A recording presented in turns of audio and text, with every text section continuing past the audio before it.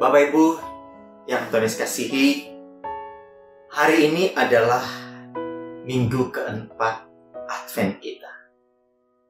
Hari ini kita menyalakan 4 lilin ungu. Pada minggu pertama kita telah menyalakan lilin pengharapan. Minggu kedua kita menyalakan lilin kasih. Dan minggu ketiga kita telah menyalakan lilin sukacita. Hari ini kita menyalakan lilin kedamaian. Dunia ini bukanlah dunia yang penuh dengan kedamaian. Orang-orang menyakiti orang lain. Negara-negara berperang saat ini. Orang-orang tidak peduli dengan dunia ini. Mereka berteriak-teriak kepada orang lain. Tetapi Allah menjanjikan damai. Pada Advent ini, mari kita berdoa agar kita dan semua orang menemukan damai Allah itu.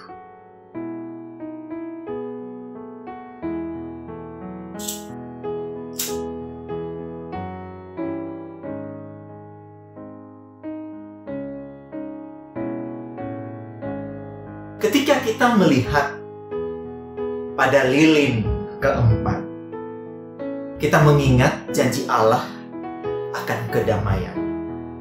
Kita mengingat kata-kata Yesus pada Yohanes 14 ayat 27. Damai sejahtera kutinggalkan bagimu, damai sejahtera kuberikan kepadamu. Pada waktu perang dan kebencian, sulit untuk mengingat bahwa Yesus adalah Sang Pembawa Damai. Semakin dekat dengan hari Natal, mari kita mengingat tujuan Allah adalah tempat yang damai, yang mana semua orang berjabat tangan, bukan melukai satu dengan yang lainnya. Tuhan menolong kita. Amin. Lukas 2 ayat 1-20, kelahiran Yesus. Pada waktu itu Kaisar Agustus mengeluarkan suatu perintah, menyuruh mendaftarkan semua orang di seluruh dunia. Dan inilah pendaftaran yang pertama kali diadakan sewaktu Kirenius menjadi wali negeri di Syria. Maka pergilah semua orang mendaftarkan diri masing-masing di kotanya sendiri. Demikian juga Yusuf pergi dari kota Nazaret di Galilea ke Yudea, ke kota Daud yang bernama Bethlehem, karena ia berasal dari keluarga dan keturunan Daud, supaya didaftarkan bersama-sama dengan Maria tunangannya yang sedang mengandung. Ketika mereka di situ, tibalah waktunya bagi Maria untuk bersalin. Dan ia melahirkan seorang anak laki-laki, anaknya yang sulung, lalu dibungkusnya dengan api dan dibaringkannya di dalam palungan, karena tidak ada tempat bagi mereka di rumah penginapan. Gembala-gembala. Di daerah itu ada gembala-gembala yang tinggal di padang menjaga kawanan ternak mereka pada waktu malam. Tiba-tiba berdirilah seorang malaikat Tuhan di dekat mereka, dan kemuliaan Tuhan bersinar meliputi mereka, dan mereka sangat ketakutan. Lalu kata malaikat itu kepada mereka, "Jangan takut, sebab sesungguhnya aku memberitakan kepadamu kesukaan besar untuk seluruh bangsa. Hari ini telah lahir bagimu Juru Selamat, yaitu Kristus Tuhan di kota Daud. Dan inilah tandanya bagimu. Kamu akan menjumpai seorang bayi dibungkus dengan api dan terbaring di dalam palungan." Dan tiba-tiba tampaklah bersama-sama dengan malaikat itu sejumlah besar bala tentara sorga yang memuji Allah, katanya, "Kemuliaan bagi Allah di tempat yang maha tinggi, dan damai sejahtera di bumi di antara manusia yang berkenan kepadanya." Setelah malaikat-malaikat itu meninggalkan mereka dan kembali ke sorga, gembala-gembala itu berkata seorang kepada yang lain, "Marilah kita pergi ke Bethlehem untuk melihat apa yang terjadi di sana seperti yang diberitahukan Tuhan kepada kita." Lalu mereka cepat-cepat berangkat dan menjumpai Maria dan Yusuf dan bayi itu yang sedang berbaring di dalam palungan. Dan ketika mereka melihatnya, mereka memberitahukan apa yang dikatakan kepada mereka tentang anak itu. Dan semua yang mendengarnya menjadi heran tentang apa yang dikatakan gembala-gembala itu kepada mereka. Tetapi Maria menyimpan segala perkara itu di dalam hatinya dan merenungkannya. Maka kembalilah gembala-gembala itu sambil memuji dan memuliakan Allah karena segala sesuatu yang mereka dengar dan mereka lihat semuanya sesuai dengan apa yang telah dikatakan kepada mereka. Amin.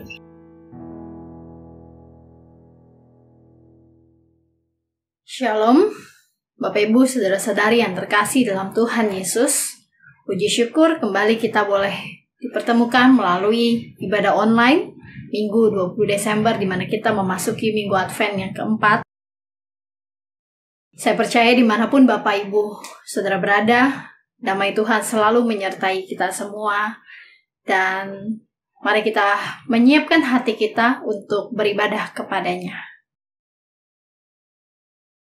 Yesaya pasal yang ke-9 ayat yang ke-5 tertulis, sebab seorang anak telah lahir untuk kita. Seorang putra telah diberikan untuk kita. Lambang pemerintahan ada di atas bahunya. Dan namanya disebutkan orang. Penasehat ajaib, Allah yang perkasa, Bapa yang kekal, Raja damai. Mari sebelum kita masuk lebih dalam persekutu ibadah hari ini, kita bersama-sama mengambil sikap saat teduh.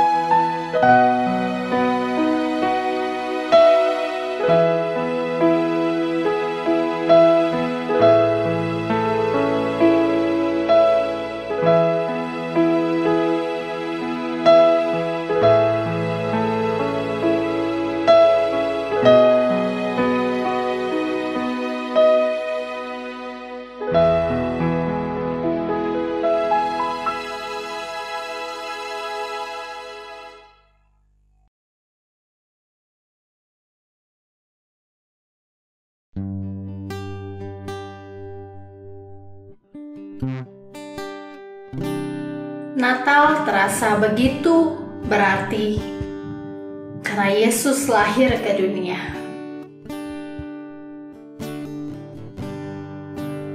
Bukan karena kita layak, tapi karena Yesus begitu mengasihi kita. Mari jemaat sekalian, kita bersama naikkan pujian Natal di hatiku.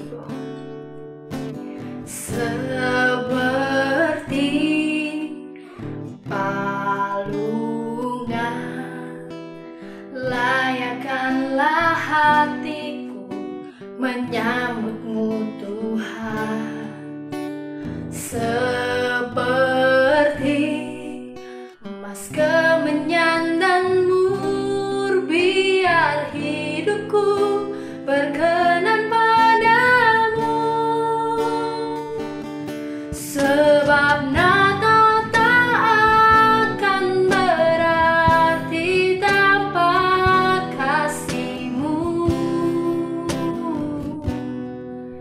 Lahir di hatiku hanya bersama-Mu, Yesusku, rasakan selalu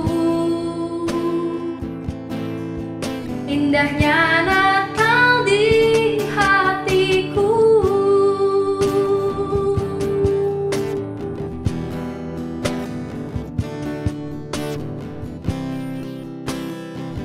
Mari bersama kita mengulang pujian ini kembali.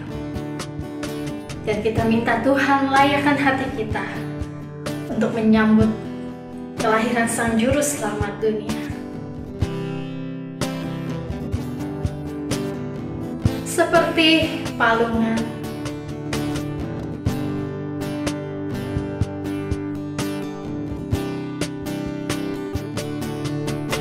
seperti palungan, layakkanlah hatiku menyambutmu Tuhan. Seperti emas kemenyan dan mur, biar hidupku berkenan padamu. Sebab Natal tak akan berarti tanpa kasih-Mu.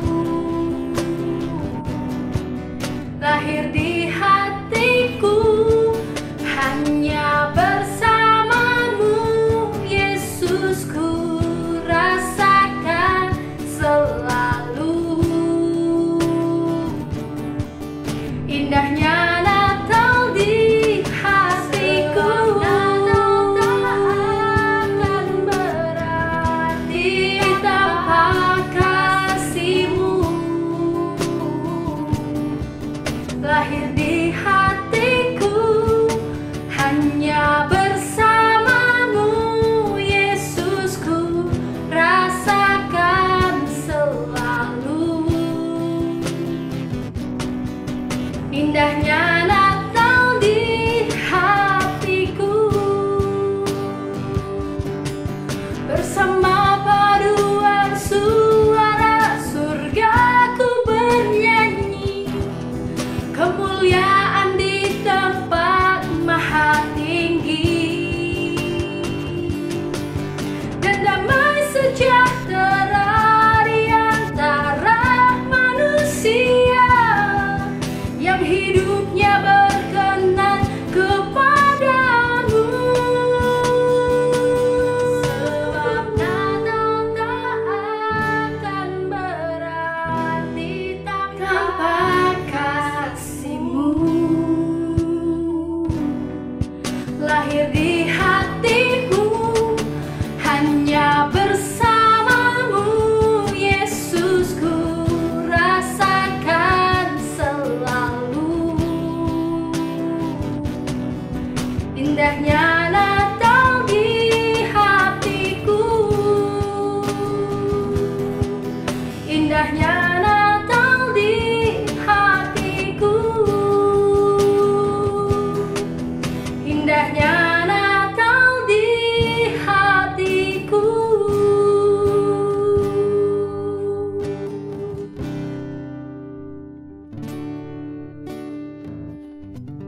Mari kita berdoa.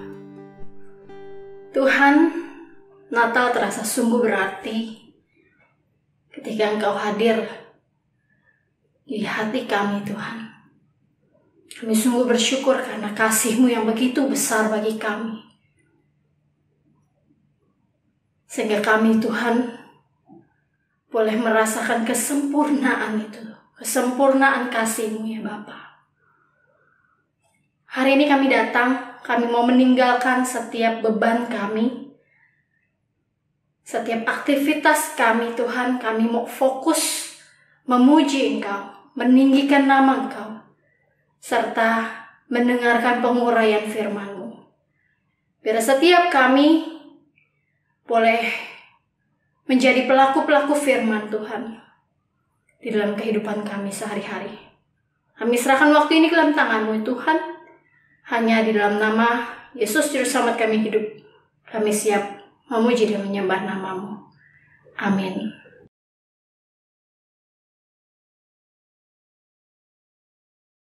Tidak terasa, sebentar lagi hitungan hari kita akan merayakan hari kelahiran Juru Selamat kita. Dan saya mengajak Bapak Ibu Saudara yang ada di rumah untuk bernyanyi bersama-sama dengan saya. Kita mau sama-sama menggemakan suara nyanyian kita yang menyatakan bahwa telah lahir Raja Mulia, Raja Damai, yaitu Yesus Kristus, Juru Selamat dunia. Mari kita bersama memuji Tuhan. Kita tinggikan namanya lewat pujian Gita Sorga Bergema.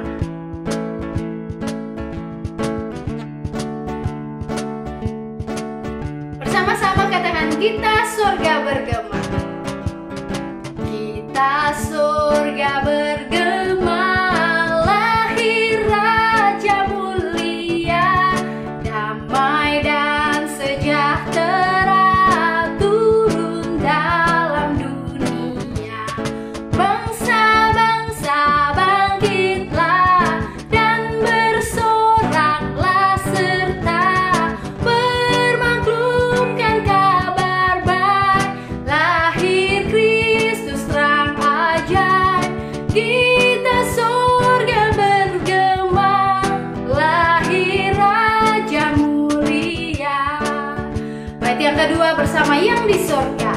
Yang di sorga disembah Kristus Raja yang bakar, lahir dalam dunia dan Maria bundanya. Dalam daging dikenal firman Allah yang kekal, dalam anak yang kecil nyatalah Immanuel. Gita sorga bergema, lahir Raja mulia.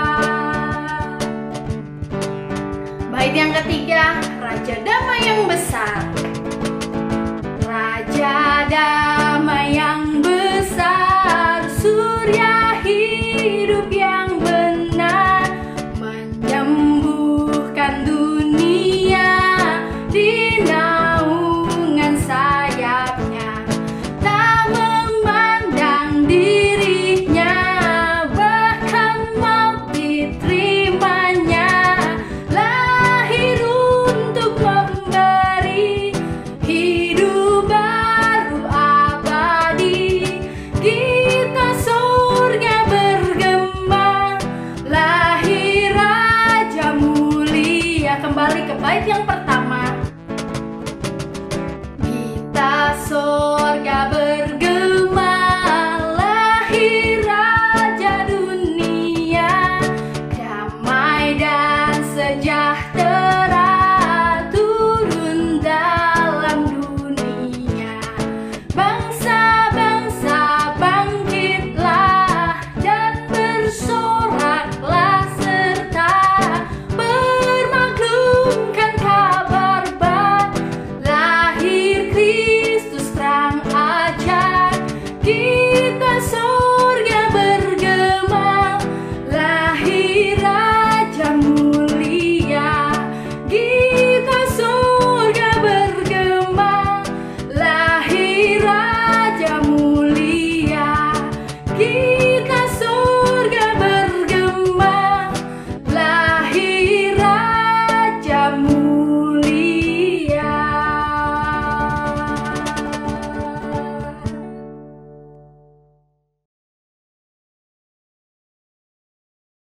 Saya mengundang jemaat untuk bangkit berdiri. Bersama dengan seluruh umat percaya di muka bumi ini, kita mau mengakui iman rasuli. Pengakuan iman rasuli. Aku percaya kepada Allah, Bapa yang Maha Kuasa, Khalik langit dan bumi, dan kepada Yesus Kristus, anak yang tunggal Tuhan kita, yang dikandung daripada Roh Kudus, lahir dari anak darah Maria, yang menderita sengsara di bawah pemerintahan Pontius Pilatus, disalibkan, mati dan dikuburkan. Pada hari yang ketiga bangkit pula dari antara orang mati, naik ke surga, duduk di sebelah kanan Allah, Bapa yang Maha Kuasa. Dan dari sana ia datang untuk menghakimi orang yang hidup dan yang mati. Aku percaya pada Roh Kudus, gereja yang kudus dan am, persekutuan orang kudus, pengampunan dosa, kebangkitan daging, dan hidup yang kekal.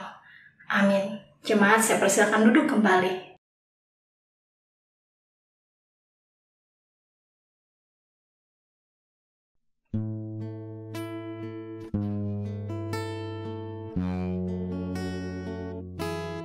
Yesus adalah Sang Juru Selamat. Dia lahir bagi saya dan saudara. Mari bersama kita mau memuji Tuhan, meninggikan Dia.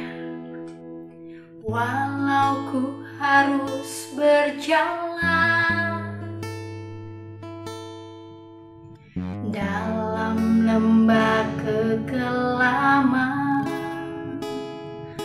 perlindungan-Mu, oh Tuhan, nyatalah bagi hidupku. Tiada pernah sedetik pun, tiada pernah Kau tinggalkan. Sungguh mulia dan sempurna, hanya Kau layak disembah. Katakan Yesus, Engkau juru selamat. Yesus, Engkau juru selamatku. Dalam janji-Mu kemenanganku, selamanya kan ku nyatakan besar setia-Mu Tuhan di hidupku.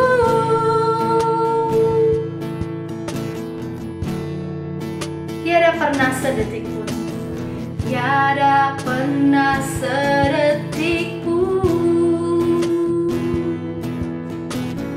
tiada pernah Kau tinggalkan. Kau tinggalkan dan sempurna,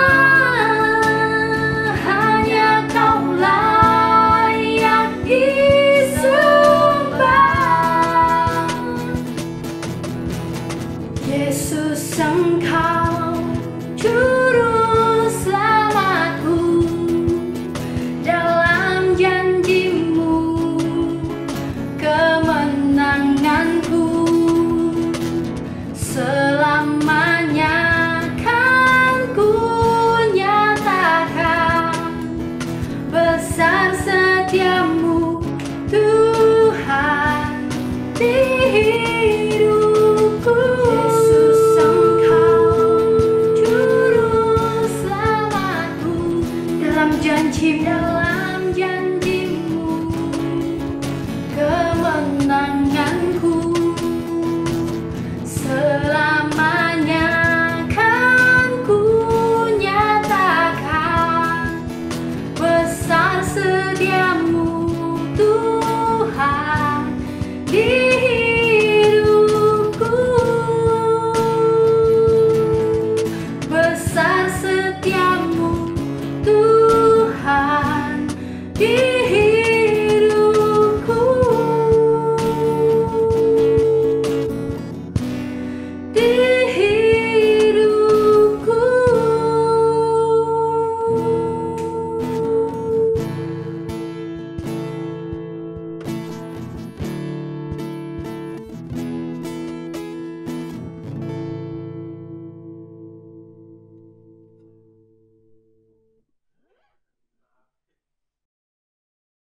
Shalom Bapak Ibu, selamat pagi. Kita bertemu kembali dalam kasih sayang Tuhan di ibadah Minggu Advent yang keempat ini.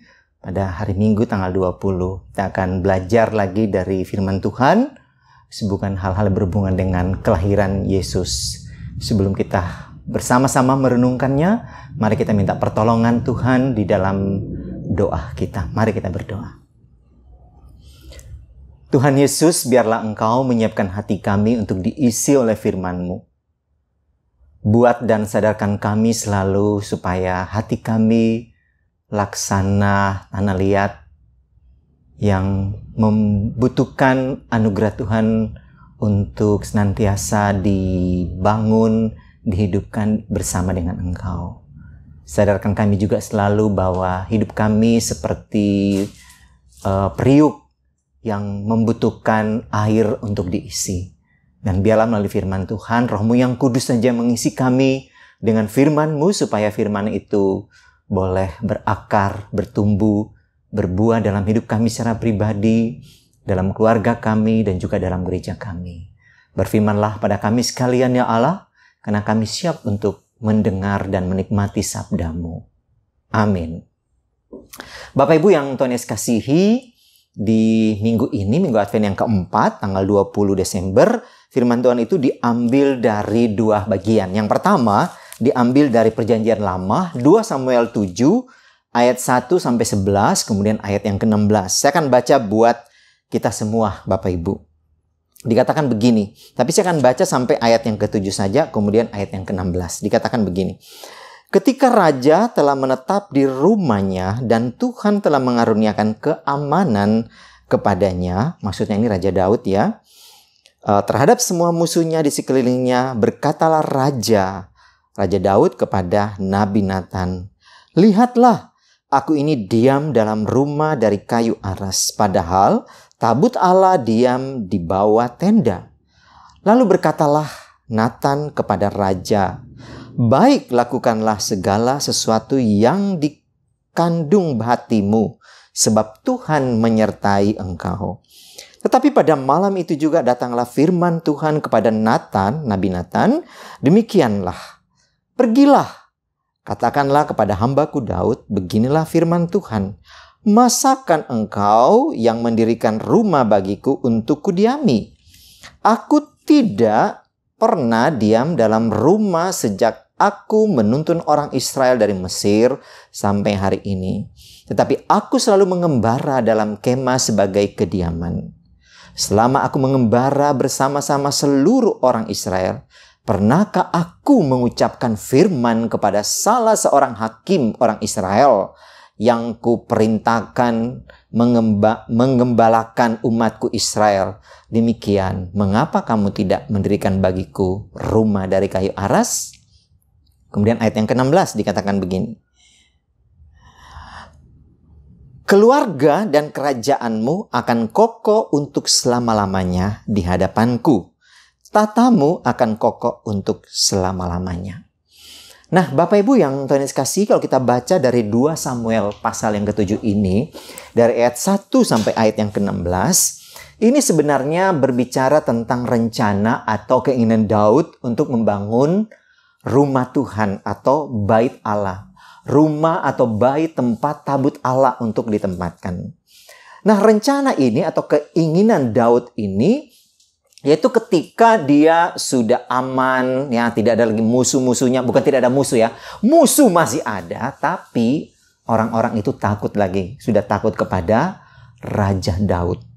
Dan di saat-saat seperti itu, kemudian dia sudah tinggal juga di istana yang bagus gitu ya. Kemudian satu waktu dia merefleksikan apa yang dia alami bersama dengan Tuhan. Dia merefleksikan hidupnya, bagaimana Tuhan memberikan segala sesuatu buat dia ya.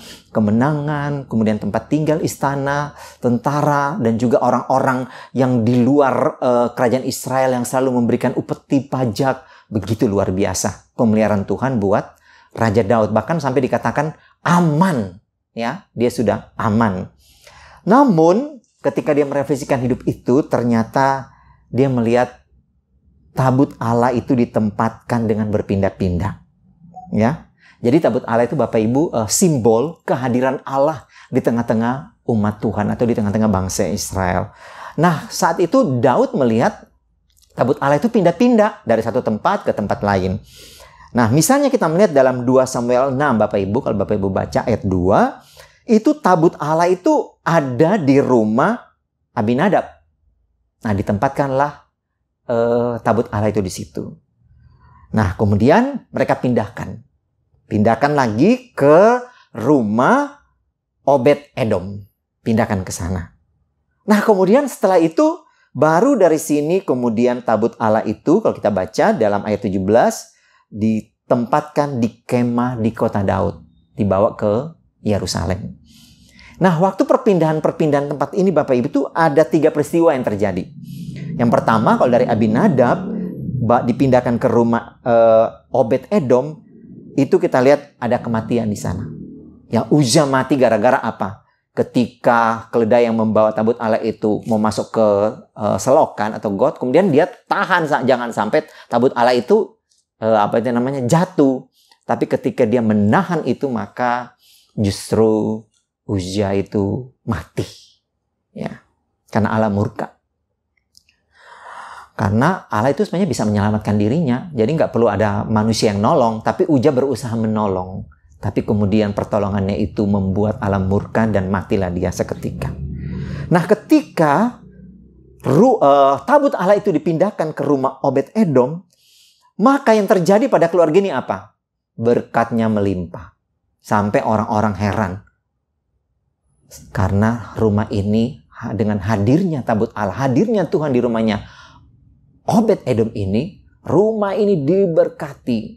Ya, saya nggak tahu diberkati dalam apa. Mungkin kesehatan, mungkin ternak-ternaknya, mungkin dia semakin bukan cuma banyak ternak, tapi juga dia semakin banyak budak-budak yang bekerja sama dia. Dan tentunya dia bisa membayarnya budak-budak itu. Nah, kemudian akhirnya dipindahkanlah ke kota Daud, Yerusalem. Nah, waktu pindah ini lagi, terjadi lagi sesuatu. Apakah itu?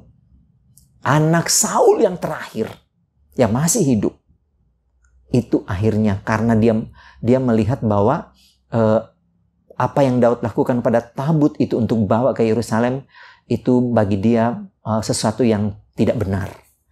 Dan ketika dia berpikir seperti itu, apa yang terjadi buat anaknya Saul ini yang perempuan? Sampai matinya dia mandul. Dia tidak punya anak.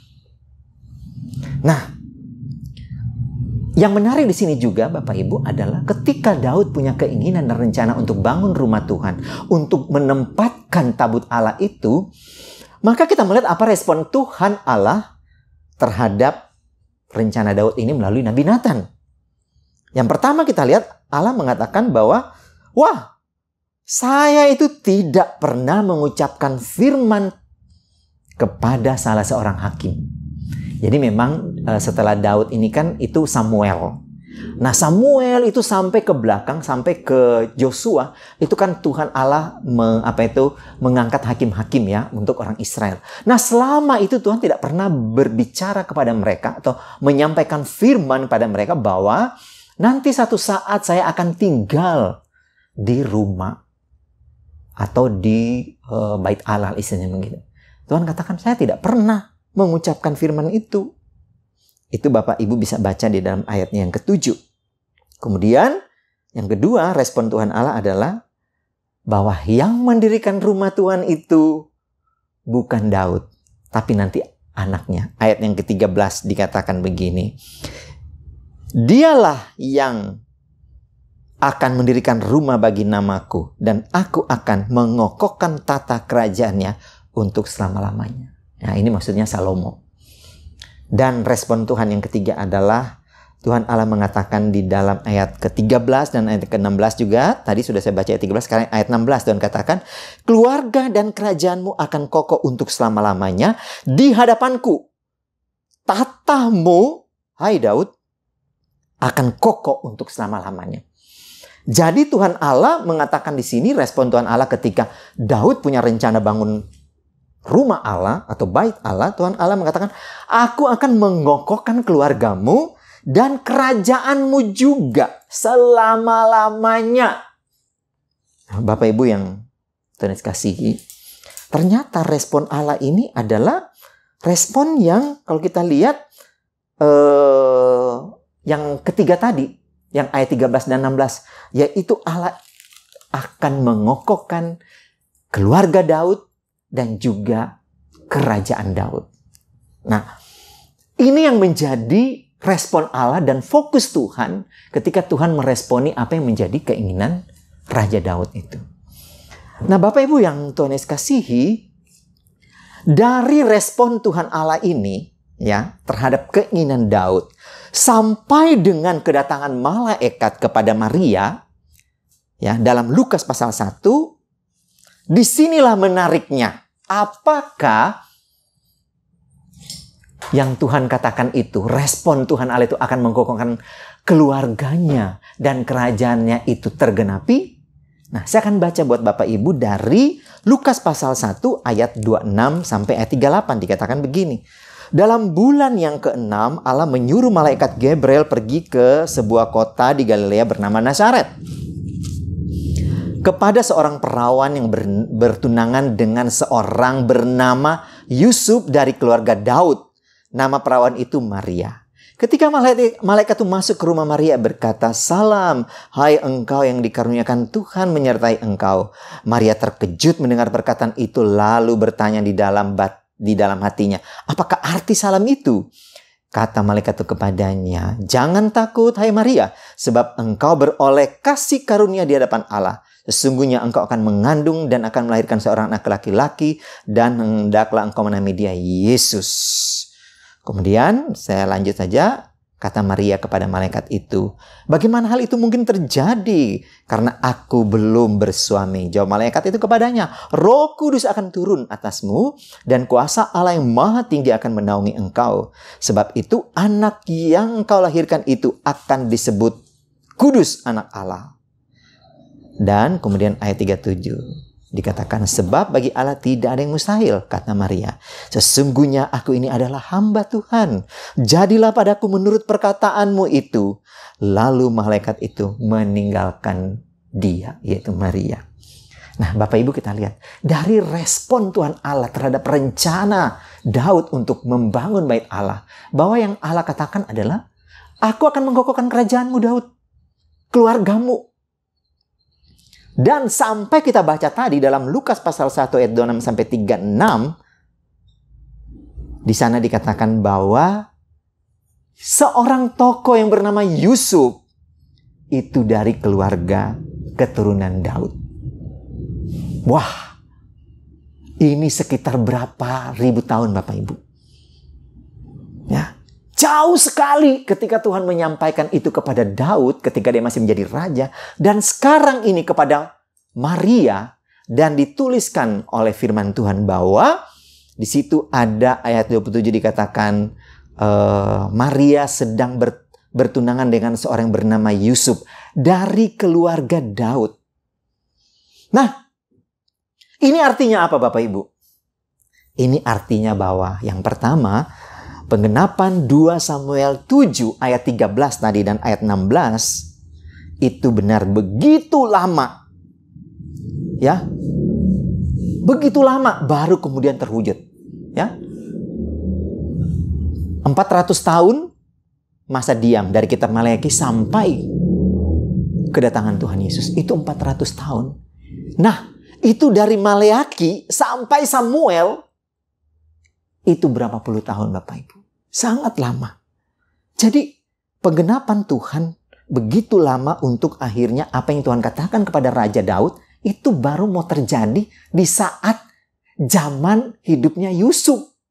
Ya, itu keturunan yang keberapa ke Yusuf ini Bapak Ibu? Sangat jauh, berlipat-lipat. Ya, lebih daripada 7 turunan. Ya, kalau satu turunan satu orang itu masa hidupnya 70-80 tahun. Wah, ini udah berapa puluh tahun ini ya Bapak Ibu. Baru kemudian tergenapi. Nah, dari sini kita belajar Bapak Ibu. Bahwa Allah itu tidak pernah terlambat untuk menjawab apa yang menjadi pergumulan dan doa-doa kita. Tidak pernah akan terlambat. Saya pernah mendoakan waktu itu saya sudah kuliah di STT.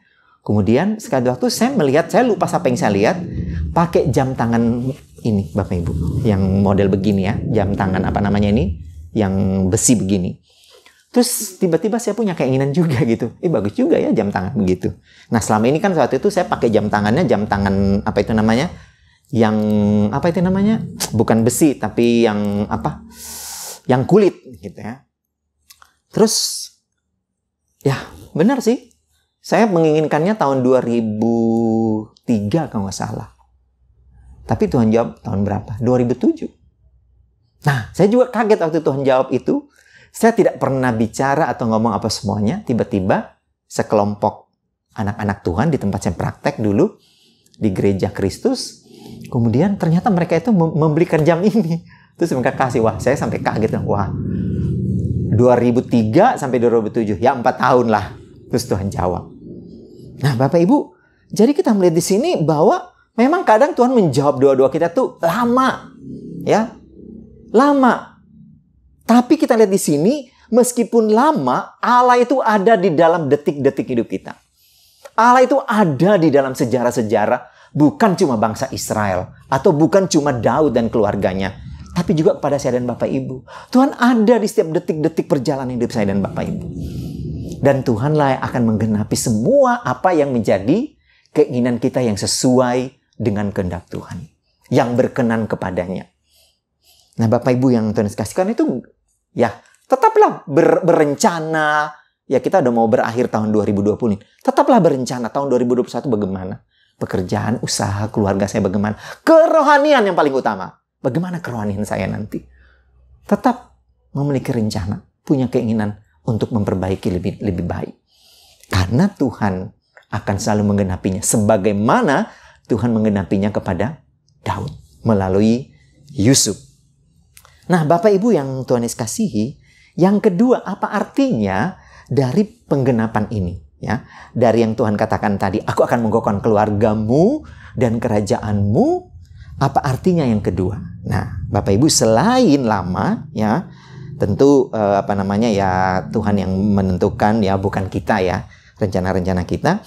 Itu penggenapan Tuhan terhadap keluarga Daud itu sesuai dengan janjinya, ya, kepada Daud. Jadi Tuhan itu apa ya?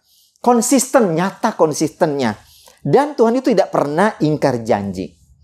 Dan kita lihat ternyata ini nyata ini. Apa yang Tuhan katakan di dalam 2 Samuel kepada Daud. Waktu Daud masih berkuasa. Dan itu Tuhan nyatakan di dalam keberadaan Yusuf.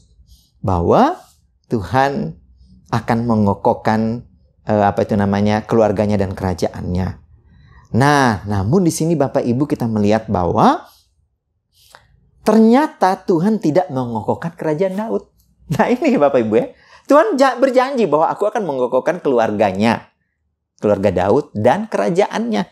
Tapi kalau kita lihat di dalam pembacaan kita ini, ternyata itu Tuhan tidak mengokohkan kerajaan Daud. Kenapa saya katakan begitu? Karena kerajaan Daud itu telah berakhir.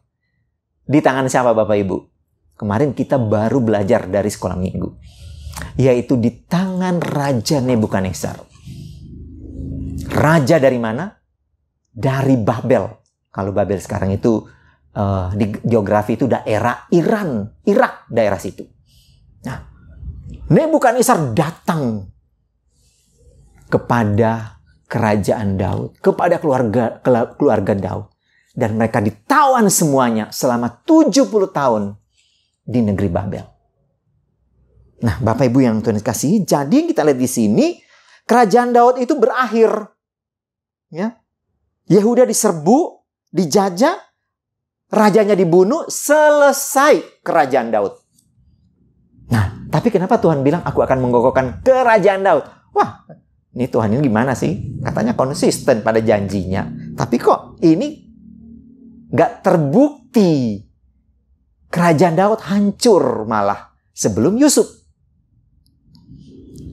Nah, ini Bapak Ibu kita belajar ya. Dari sini kita bisa refleksikan. Hidup kita itu bisa berakhir. Kejayaannya. Allah bisa mengakhiri kejayaan saya dan Bapak Ibu. Di tengah-tengah dunia ini.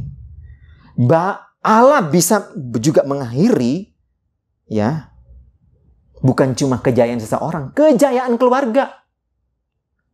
Ya, banyaklah kita lihat. Bagaimana kejayaan tadi ya. Wow, pengusaha besar dan sebagainya. Orang terkenal di Indonesia, kejayaannya berakhir. Selesai. Bahkan bukan cuma bukan cuma kejayaan seseorang atau kejayaan mungkin keluarga. Tapi juga kejayaan satu bangsa. Hitler, Bapak Ibu, berakhir. Selesai. Nah, Bapak Ibu yang Tuhan kasih, dari sini kita bisa belajar ya Bapak Ibu. Daud saja yang Tuhan katakan apa? Aku akan mengokohkan kerajaanmu. Tapi ternyata selesai kerajaannya. Kejayaannya habis. Di tangan siapa? Raja Babel. Itu. Jadi Tuhan memang tetap konsisten pada janjinya. Benar. Kan melalui keluarga Daud benar ya. Tapi kerajaannya tidak. Nah, kenapa ini bisa begini Bapak Ibu? Ini menunjukkan kepada kita bahwa Allah itu tidak pernah mengendapi suatu hal yang bersifat lahiriah. Atau dinasti. Atau hierarki. Allah bukan itu fokusnya. Fokus Allah bukan mengokohkan kerajaan Daud secara dinasti. Bukan Bapak Ibu. Tapi Allah ingin mengokohkan kerajaan rohani. Kerajaan iman pada siapa? Tentu pada Yesus. Yesus sebagai keturunan Daud. Ya, dari seorang pria bernama Yusuf. Jadi sangat jelas fokus Allah itu adalah kerajaan iman, bukan kerajaan lahiriah. Kerajaan orang percaya padanya, ya. Kerajaan rohani, spiritual. Itu yang Allah fokuskan. Sehingga kita bisa melihat di sini, kenapa kejayaan kerajaan Daud itu yang Allah bilang, aku akan kokohkan Daud, justru berakhir di tangan Raja Babel. Ingat Bapak Ibu, Yesus lahir secara darah dan biologis tidak mempunyai kaitan dengan Yusuf. Benar kan? Karena Yesus lahir itu dari mana? Maria. Jadi yang punya hubungan darah langsung itu siapa sebenarnya? Yusuf atau Maria? Ternyata bukan Yusuf Bapak Ibu. Maria yang punya hubungan darah daging. Yusuf, no, tidak Bapak Ibu. Ya. Jadi gimana? Ternyata secara keluarga juga tidak Bapak Ibu. Karena Yusuf itu bukan secara langsung punya hubungan biologis atau darah dengan Yesus. Enggak. Karena Alkitab menuliskan bahwa malaikat katakan Roh Kudus akan menaungimu Maria. Dan engkau akan mengandung dan melahirkan seorang anak yang kudus. Anak Allah. Nah Bapak Ibu yang Tuhan kasihi. Dari sini kita bisa belajar Bapak Ibu bahwa banyak dari kita itu sering fokusnya gitu pada hal-hal yang lahiriah. Ya. Mau dalam pelayanan, wah kita ingin pelayanan kita terlihat. Orang bisa login, wow keren ya GMI Genesaret pelayanannya. Tapi apakah itu menyentuh iman orang, menyentuh orang untuk percaya Tuhan? Nah itu yang perlu kita renungkan Bapak Ibu. Karena Allah tidak pernah ingin mengokohkan kerajaan yang bersifat lahiriah. Tapi yang Allah inginkan adalah kerajaan rohani. Nah Bapak Ibu yang Tuhan kasihi, Allah ingin banyak orang terima Yesus dalam hatinya. Allah ingin menyentuh orang itu secara rohani. Saya di doa malam kemarin saya juga men-sharingkan salah satu cowok. Dia anak pertama dari keluarga ini tidak terkenal. Tapi adiknya yang cewek itu artis terkenal di Indonesia. Saya tidak akan sebut nama. Dan kemudian sekali waktu anak ini dia percaya dan menerima Tuhan secara pribadi. Tapi kan dia harus bergumul menyampaikan kepada keluarganya. Dan benar saja.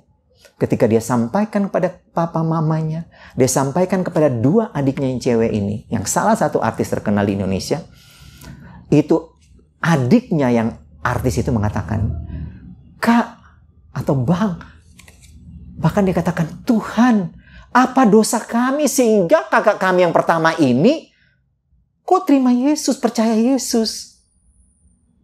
Sampai dibilang mereka tuh buat salah apa satu keluarga. Nah, tapi kakaknya itu tidak mau mengomentari apa kata adiknya. Dan akhirnya dia katakan begini sama keluarganya. Kalau begitu supaya bisa lebih tenang keluarga ini, saya ngekos dulu. Ya. Saya ngekos dulu supaya kita bisa tenang. Karena papa mamanya ya tolak lah pasti. Udah jelas. Kemudian akhirnya dia kos. Tapi kemudian dia lebih jauh lagi. Dia katakan kepada temannya. Nah ini memang bergaul ya, karena pertemanan. Terus temannya ini, dia bilang ke temannya, saya mau dibaptis. Gitu ya. Terus, aduh, akhirnya temannya bawa ke hamba Tuhan dong. Pergi ke hamba Tuhan dan kemudian hamba Tuhan bilang begini, oke, kamu boleh dibaptis. Tapi kamu pulang dan minta restu orang tuamu. Wah, Bapak Ibu mau minta restu sama orang tua yang dia udah jelas-jelas tahu bahwa ditolak. Dia bergumul dengan saran hamba Tuhan ini. Akhirnya dia hubungi adiknya yang artis itu. Minta supaya bisa ketemu dengan papa mamanya. Dan keluarga mereka. Dan akhirnya adiknya yang artis ini kan memang rupanya memang sayang sama cowok. Satu-satunya cowok dalam keluarga ini. Terus kemudian dia hubungi orang tuanya, papa mamanya mau. Terus akhirnya dia datang lah. Melalui adiknya yang artis ini. Terus dia datang. Ketika dia datang ke rumahnya. Wah, dia kaget. Mereka itu menyambut dia dengan senang. Dengan sukacita. Dan dia katakan bahwa dia akan dibaptis. Dan di situ orang tuanya setuju. Merestuinya. Nah, Bapak Ibu. Sebenarnya inilah yang Tuhan mau. Inilah yang Allah katakan kepada Raja Daud. Bukan kerajaan hierarki lahiriah yang Tuhan ingin kokohkan. Tapi kerajaan iman. Kerajaan rohani. Kerajaan orang percaya Tuhan. Bapak Ibu. Nah, jadi jelas ya. Allah mau menggenapkan kerajaan rohani Bapak Ibu. Bukan kerajaan lahiriah. Nah, karena itu kalau kita saat ini hidup Bapak Ibu ya, dan kita juga melayani Tuhan dalam bentuk apapun, dan juga mungkin kita bekerja di rumah atau bekerja di kantoran, mungkin selama tahun 2020 ini kita masih fokus pada hal-hal yang lahiriah. Nah, sekarang kita mulai mengubahnya ya. Masuki tahun 2001 nanti Bapak Ibu, mari saya dan Bapak Ibu, kita semua, Jemaat GMG Nazaret, mari fokuslah pada hal-hal yang rohani, hal-hal yang menyentuh jiwa orang, hal-hal yang membuat orang itu senang melihat kita sebagai orang percaya. Saya yakin cowok tadi ini ya bisa percaya Tuhan itu karena temannya, sehingga dia membuka hati. Dan ketika memang benar-benar dia membuka hati, ya kita lihat yang terjadi itulah. Ya memang untuk mau fokus pada hal-hal rohani kan banyak Bapak Ibu. Misalnya kembali kita mengutamakan relasi kita dengan Tuhan. Saat teduh kita gimana tahun 2020 ini? Saat teduh kita gimana? Baca firman Tuhan kita bagaimana? Doa kita bagaimana? Doa pribadi, doa dalam keluarga itu bagaimana? Masih menjadi fokus atau sudah bukan itu lagi fokus kita?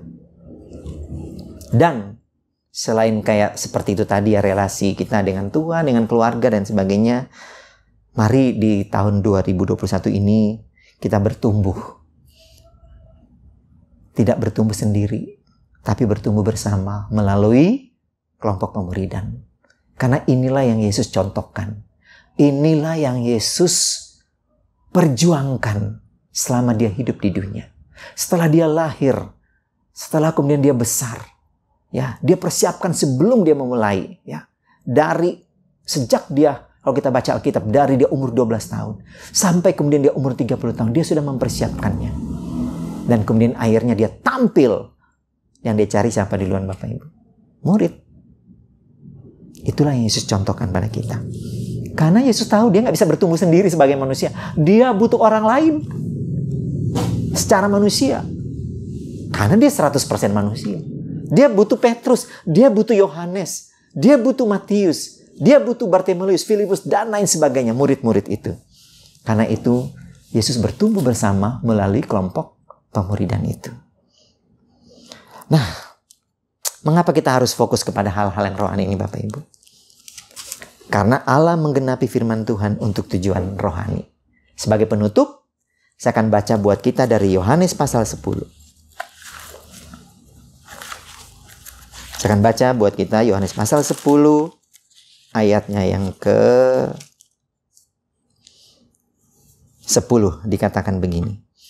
Aku datang supaya mereka mempunyai hidup dan mempunyai dalam segala kelimpahan.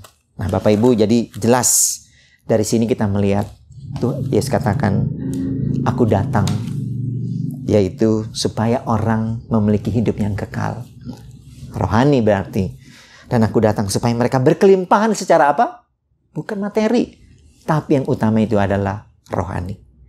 Nah, kiranya firman Tuhan ini, apa yang Tuhan sudah sampaikan pada Daud dan Tuhan genapkan, yang Tuhan inginkan itu adalah Yesus yang kita percayai, Yesus yang membangun kerajaan rohani. Tuhan memberkati kita sekalian. Mari kita berdoa. Tuhan Yesus, terima kasih karena Engkau Allah yang menggenapi semua janji-janji-Mu. Terima kasih karena Engkau memakai kami sebagaimana adanya. Dan Engkau ingin menggenapkan semua hal-hal yang rohani itu melalui hidup kami, keluarga kami, pelayanan kami, dan juga gereja kami. Pakai kami yang sederhana ini untuk menjadi orang-orang membangun secara rohani. Terima kasih Tuhan. Dan kami menutup firman Tuhan ini dalam nama Tuhan Yesus, sumber segala hidup dan kelimpahan kami. Amin.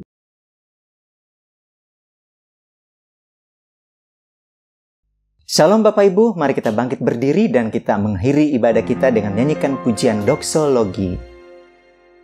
Kepada Allah beri puji, serta kepada Al-Masih, Rohul Kudus muliakan, berkuasa dan berkasihan. Amin. Mari kita berdoa. Benar Tuhan Yesus bahwa biarlah belas kasihan Tuhan atas bangsa dan negara kami ini, atas pribadi-pribadi yang ada di dunia ini, supaya mereka mendapat belas kasihan anugerah Tuhan. Mereka bisa terima Engkau sebagai juru selamat. Mereka percaya kepada Engkau karena Engkau mengasihi mereka. Berkati juga jemaat GMI Genesaret ini ya Tuhan, supaya melalui gereja-Mu, jemaat GMI Genesaret, banyak orang mengalami kerohanian yang bertumbuh, sentuhan ilahi melalui kami semua ya Tuhan. Dan biarlah Allah beserta dengan kami. Bapak Ibu yang Tuhan Yesus kasihi, mari terimalah berkat yang dari Tuhan saja. Tuhan memberkati engkau dan melindungi engkau. Tuhan menyinari engkau dengan wajah-Nya dan memberi engkau kasih karunia. Tuhan menghadapkan wajah-Nya kepadamu dan memberi engkau damai sejahtera. Mulai hari ini, esok, sampai Tuhan Yesus datang kembali dalam kemuliaan-Nya. Amin. Amin. Amin. Amin.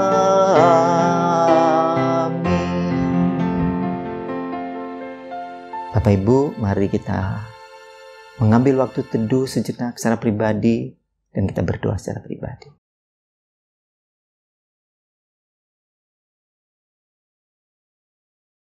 Shalom Bapak Ibu yang Tuhan Yesus kasihi. Puji nama Tuhan bahwa kita saat ini sudah masuk di Minggu Advent yang keempat, tanggal 20 Desember tahun 2020. Nah, warta kita yang pertama ini adalah kita ingatkan kembali bahwa ibadah online minggu depan buat kita umum dan juga anak-anak remaja, Gen Youth, tanggal 27 Desember tahun 2020. Tema kita minggu depan diambil dari Almanak Metodis. Minggu depan pembicaranya adalah Boksu Markus Kurniawan.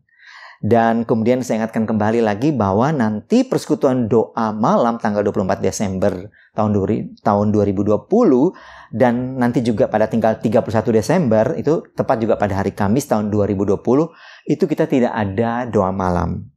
Tapi kita berharap Bapak Ibu tetap menaikkan doa-doa pribadi yang jadwalnya sudah saya kirim, dan juga setiap Selasa, Rabu, dan Sabtu saya mengirimkan pokok doa buat Bapak Ibu untuk tetap berdoa di rumah masing-masing.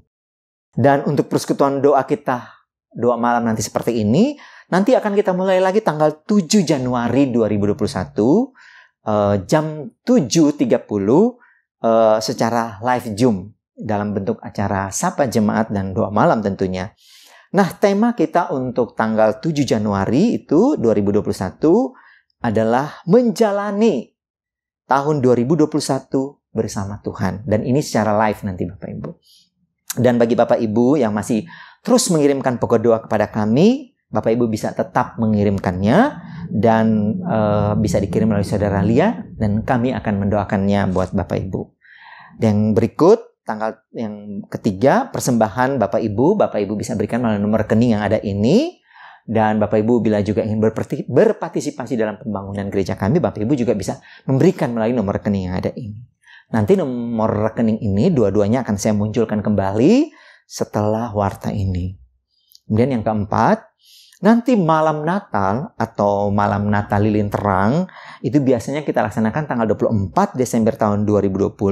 Itu juga nanti secara live streaming melalui gereja pusat kita, GMI Immanuel Bandengan. Nanti infonya tentang hal ini selanjutnya akan dikirim kepada Bapak Ibu, ya, supaya Bapak Ibu bisa mengikutinya malam Natal Lilin Terang ini pada tanggal 24 Desember. Demikianlah warta kita saat ini Bapak Ibu. Tuhan memberkati. Happy Sunday today. Mari berikan salam keluarga yang ada di sekitar kita. Tuhan memberkati semuanya. Haleluya. Amin.